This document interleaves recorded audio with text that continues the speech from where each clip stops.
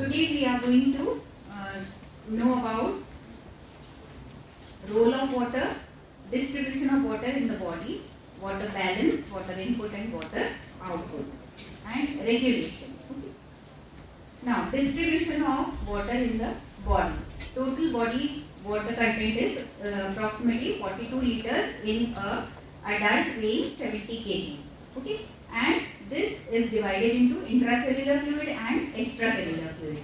Intracellular fluid comprises of 28 liters, which approximately 40% of the body weight, and extracellular is 14 liters, which is 20% of the body weight. Okay, and this in extracellular is then further divided into plasma, that is 3.5 liters, and interstitial fluid, which is approximately 10.5 liters. Okay. Now, water balance in humans, that is how this water pool is maintained in the body. By drinking water and cold drinks and beverages, whichever we take for refreshment, that constitutes approximately 1500 ml. Then foodstuffs comprises of 700 ml, metabolic water which is approximately 300 ml. That is the after metabolic reactions, whatever water is being produced. And the loss is by urine approximately 1500 ml, by skin which is 450 ml, by lungs 400 ml, and approximately 150 ml in feces. So together it constitutes that we take water intake is approximately 2500 ml and water output is the same amount. Then electrolyte distribution.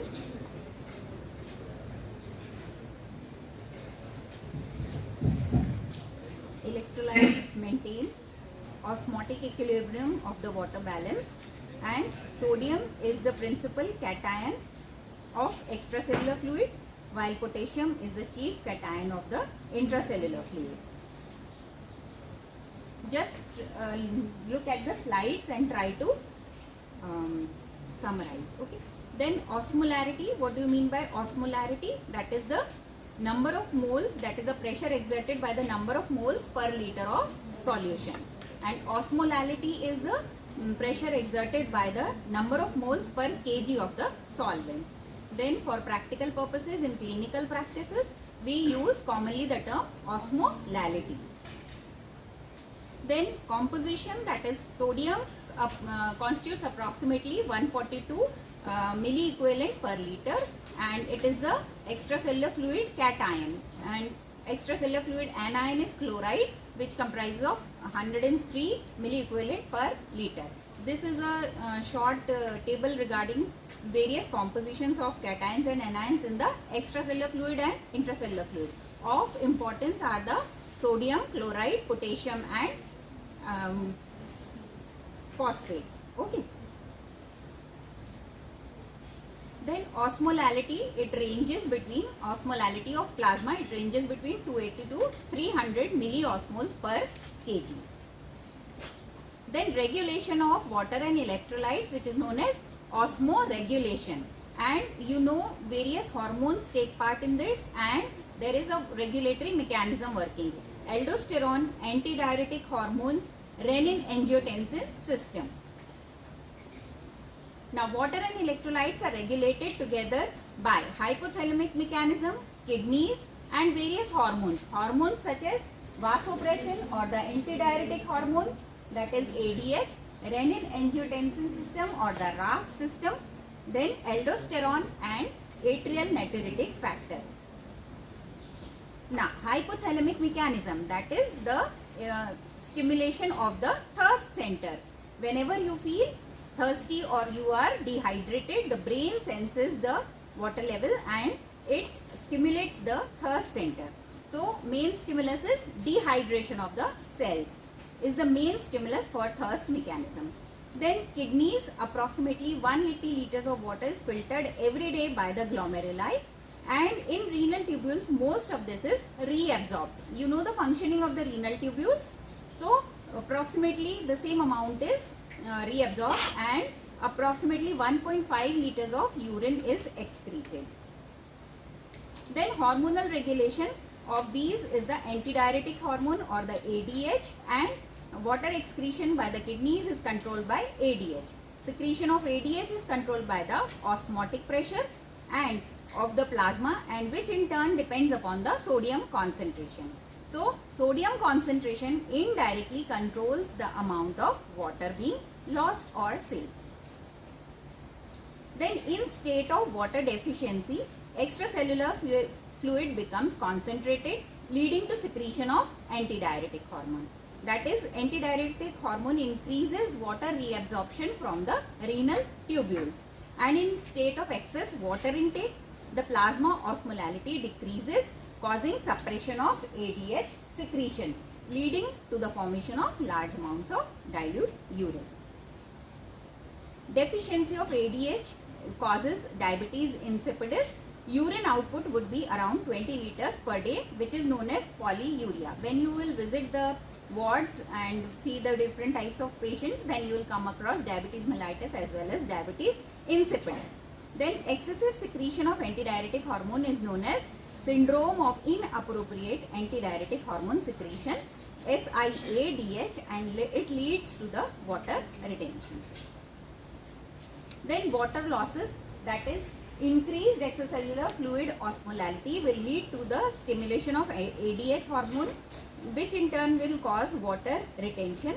And secondly, there is stimulation of the hypothalamic thirst center, and it will cause you to drink water, that is increase the intake of water, and there is redistribution of water from the intracellular fluid, and this will lead to increase in extracellular fluid volume. Then all these factors together will cause extracellular fluid osmolality to be restored back. Then aldosterone, it is a mineralocorticoid produced by the adrenal cortex. It increases the sodium reabsorption and by the renal tubules at the expense of potassium and hydrogen ions. Then it is secreted, its secretion is controlled by the renin-angiotensin system. Then renin-angiotensin system or the RAS system, that is angiotensinogen, is a globular protein synthesized by the liver. It is a substrate for renin, an enzyme secreted by the kidney. The decrease in the blood pressure results in the release of renin by the juxtaglomerular cells of the cortex kidney. Then renin converts angiotensinogen into angiotensin 1, which in turn gets converted into angiotensin 2 by the ACE enzyme, that is angiotensin converting enzyme. Then angiotensin 2 stimulates the aldosterone and inhibits renin. Aldosterone then causes the secretion of antidiuretic hormone. The net effect of is the renal reabsorption of salt and water and maintenance of fluid and electrolyte balance. There is decrease in sodium or the extracellular fluid volume. It will lead to decrease in the blood pressure, which causes release of renin. Renin will stimulate the release of angiotensinogen from the liver and gets converted into angiotensin 1. Angiotensin 1 in presence of ACE enzyme gets converted into angiotensin 2. This angiotensin 2 will cause the stimulation of release of aldosterone. Aldosterone in turn causes release of antidiuretic hormone. Antidiuretic hormone causes sodium reabsorption and water retention. Then vasoconstriction, because there is fall in the blood pressure, so the reflex mechanism will lead to compensatory mechanisms will lead to vasoconstriction, which will cause an increase in the blood pressure.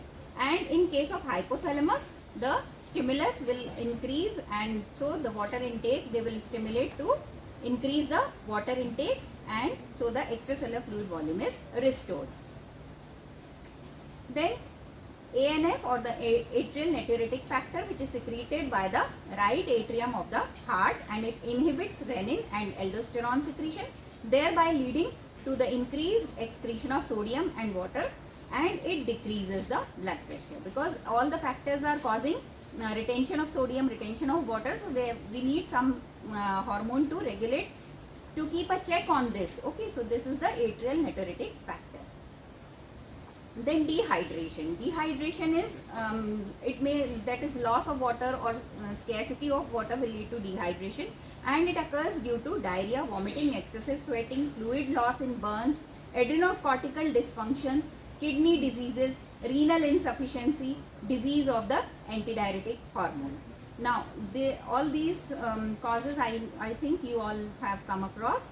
And features of dehydration are clinical manifestation, that is increase in the pulse rate, low blood pressure, sunken eyeballs, decreased skin turgor, lethargy, confusion, and eventually coma.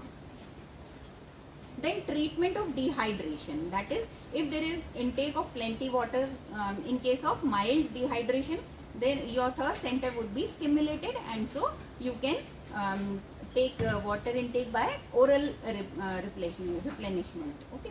Then effective method of treating dehydration, if it is not possible, then we have to go for the IV infusion. That is, what is the preferred one? That is 5% glucose or 5% dextrose. If there is an associated electrolyte depletion, then we will need saline also. That is 4% dextrose and 0.18% of sodium chloride. Then when sodium depletion is alone is a problem, then we need to infuse the normal saline, which is approximately 0.9%, or plasma expanders, and one of the valuable plasma expander is albumin. It is the first line of management of salt deficiency, and after restoring the intravascular volume, the underlying cause can be treated. Then oral rehydration therapy, this is very common therapy which can be used in case of acute diarrhea due to all etiological causes and in all age groups. Okay. Now its main aim is to prevent the dehydration and reduce the mortality. Now glucose and salt electrolytes in water are mixed, and so this constitutes the ORS. At home you can make this mixture by simply adding a level teaspoon of sugar and level teaspoon of salt and 6 level teaspoons of sugar, or simply you can take 1 tablespoon of sugar and a pinch of salt in 1 liter of drinking water. This is the amount you have to put in 1 liter of water. Then this has to be consumed within 24 hours of constituting it. Now this is the simple homemade ORS solution for life saving in cases of acute dehydration. Then electrolytes of the importance are the sodium, which is the principal cation of the extracellular fluid, and dietary sources of common salt is table salt. Then required daily amount of this is 5 to 10 grams per day, and sodium in extracellular fluid constitutes approximately 135 to 145 milliequivalent per liter. Then electrolyte sodium regulates the body's acid-base balance. Along with chloride and bicarbonate, it forms a bicarbonate buffer system and the phosphate buffer system. In the next classes we will learn about buffers also. Then sodium plays an important role in maintaining the osmotic pressure and the fluid balance. Sodium is important for the muscle excitability and is necessary for the initiating and maintaining the heartbeat, and it also plays an important role in cell permeability. Now disease states that is hyponatremia, or the level of sodium falls below the normal level. Then disease status are the causes are the vomiting, diarrhea, burns, Addison's disease, that is the adrenocortical insufficiency, renal tubular acidosis, or the tubular reabsorption of sodium is defective, and severe sweating. Then hypernatremia, that is the elevation of plasma sodium levels above the normal level, and causes can be Cushing syndrome, that is again a adrenocortical hyperactivity. Prolonged cortisone therapy, pregnancy, that is in pregnancy steroid hormones cause sodium retention in the body to some extent, so pregnancy also. Then dehydration, when water is lost and the blood volume decreases with apparent increase in the concentration of sodium. Then the other important ion is potassium. It is the major intracellular cation, and its dietary sources are banana, orange, pineapple, potato, and other non-vegetarian foods also. And coconut water is very good content of potassium. That is why in summers we prefer to drink, or the coastal areas usually have coconut water to drink. Then required daily amount is about 3 to 4 milligrams per day, and the plasma constituent is 3.5 to 5 milliequivalent per liter. Then biochemical functions of potassium, that is it maintains the intracellular osmotic pressure, and movement of water across the biological membrane depends upon the osmotic pressure of the difference between the intracellular and the extracellular fluid. In healthy states, the osmotic pressure of extracellular fluid is maintained due to the sodium ions, which is equal to the intracellular fluid osmotic pressure, which is maintained mostly by the potassium ions. And so there is no net passage of water molecules in or out of the cells during normal state, maintaining the osmotic equilibrium. Then potassium also plays an important role in regulation of acid-base balance, and it is also an important for the functioning of pyruvate kinase enzyme, which is important enzyme in glycolysis, and potassium is also required for the transmission of nerve impulse. Then in case of hypokalemia, that is the lower than normal level of potassium, this leads to weakness, muscular weakness, impaired myocardial contractility, leading to cardiac arrhythmias and even cardiac arrest. Then hypokalemia is observed in hyperactivity of the adrenal cortex, that is the Cushing's syndrome. Then hyperkalemia, that is above the normal levels of potassium, that is hyperkalemia leads to ventricular arrhythmias, ventricular fibrillation, bradycardia, and may lead to cardiac arrest. And decreased potassium excretion can occur in mineralocorticoid deficiency, that is Addison's disease, that is there is more of potassium retention. And in case of potassium sparing diuretics,